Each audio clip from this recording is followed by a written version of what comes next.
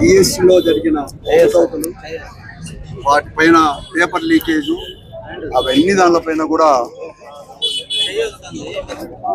డిఎస్సిలో జరిగిన అవకతవకలు, పేపర్ లీకేజీలు, తర్వాత దొంగ సర్టిఫికేట్లు పెట్టి స్పోర్ట్స్ కోటాలో ఇచ్చినవి, ఫిజికల్ హ్యాండిక్యాప్డ్ ఇచ్చిన దానిపైన సిబిఐ ఎంక్వైరీ చేయాలని చెప్పేసి ఏదైతే నిర్వహించిందో ఆ విద్యాశాఖ మంత్రి లోకేష్ గారు రాజీనామా చేయాలని చెప్పేసి విద్యార్థులకు ఈ 2.5 సంవత్సరాల్లో బకాయిలు పడిన ఫీజు రియంబర్స్మెంట్, వసతి దీవెన దాంట్లో 9,500 కోట్ల రూపాయలు కూడా వెంటనే చెల్లించాలని చెప్పేసి, నిరుద్యోగ భృతి ఈ 26 నెలలతో పాటు ప్రతి నెల 3,000 రూపాయలు ఇవ్వాలని చెప్పేసి 3 డిమాండ్ల పైన యువత విద్యార్థుల యొక్క ఏదైతే ఆందోళన చెందుతున్నారో, పోరాటాలు చేస్తున్నారో దానికి మద్దతుగా వైఎస్ఆర్ కాంగ్రెస్ పార్టీ 3వ రోజు నిరాహార దీక్ష కూడా ప్రారంభమైంది.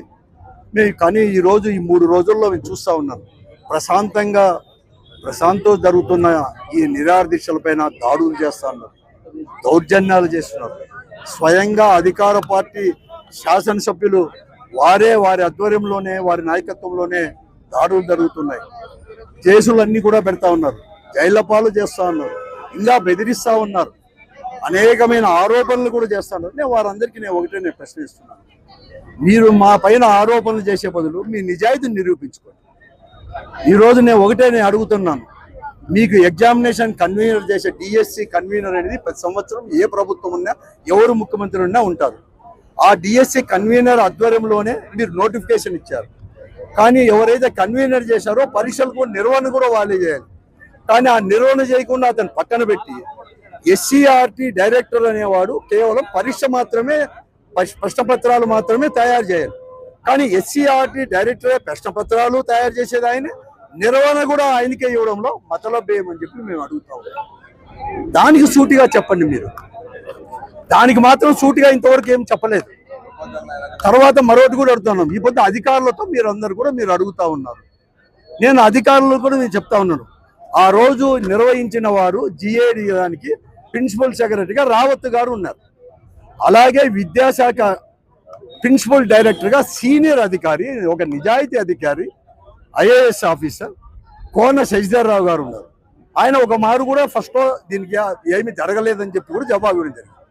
ఆయన్ని మళ్ళా కూడా కొనసాగించుకోండి.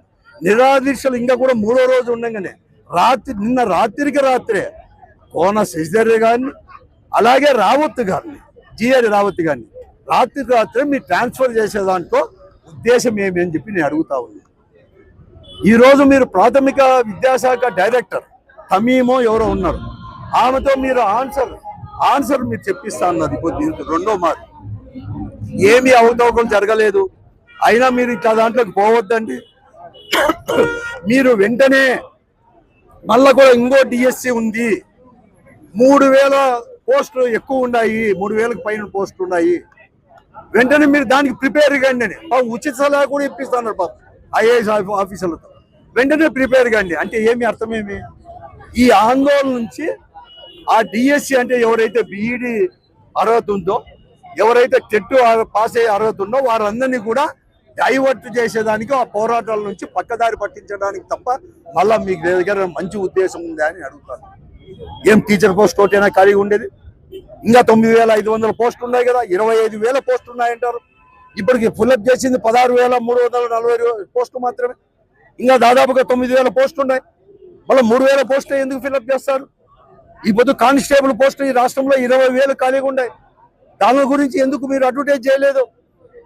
గ్రూప్ 1 ఉన్నాయి, గ్రూప్ 2 ఉన్నాయి, గ్రూప్ 3, 4 ఉన్నాయి, అనేకమైన అటెండర్లు ఉన్నాయి, లెక్చర్ పోస్టులు ఖాళీగా ఉన్నాయి. ఇదే యూనివర్సిటీలో కూడా దండి లెక్చర్ పోస్టులు ఉన్నాయి. దాని గురించి ఎందుకు మాట్లాడరు? తర్వాత ఈ పొద్దు ఎవరైతే డిఎస్సి సెలెక్ట్ అయ్యారో వాళ్ళందరినీ తీసుకొచ్చి పొద్దు కర్నూలులో ర్యాలీ ఏం అడుగుతాం మేము? ఏమన్నా వాళ్ళకి వ్యతిరేకమా? అందరూ అట్టే ఉన్నారని చెప్తానమా? ఈ పొద్దు లీక్ అయింది, అది ఆ పిల్లలకి ఎందుకు ఇవ్వలేదు? మళ్ళా మీరే ఫస్ట్ పక్కన పెట్టారు, దానికి ఆన్సర్ చెప్పండి. కోర్టులో ఫైల్ చేశారు, దానికి అఫిడవిట్ ఎందుకు ఫైల్ చేయాలి దానికి చెప్పండి. మమ్మల్ని బెదిరిస్తారా?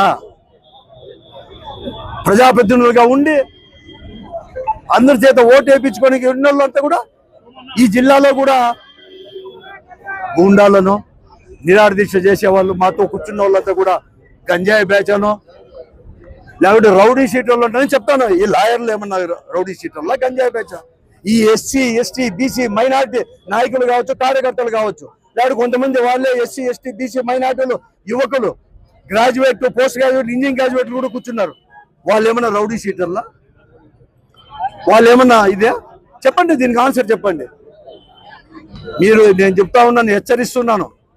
మీ ప్రభుత్వం, వీళ్ళు ప్రజాప్రతినిధులు కూడా మీ ప్రభుత్వానికి లేకపోతే మీ ఎడ్యుకేషన్ మినిస్టర్కి నిజాయితీని ప్రూవ్ చేసుకోమని చెప్పండి, సలహా ఇవ్వండి చేతనైతే.